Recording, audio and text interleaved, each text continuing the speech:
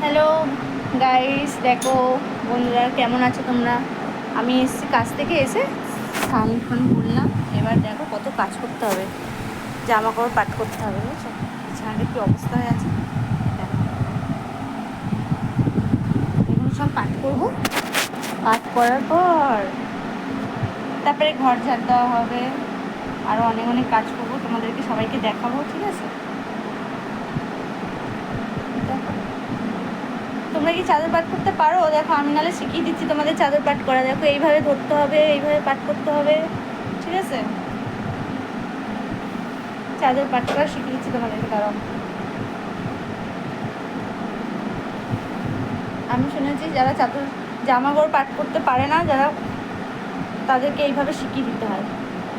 তাদের কাছে তো আমি যেতে পারছি না, তাই আমি ভিডিওর মাধ্যমে আমি শিখিয়ে দিচ্ছি, ঠিক আছে?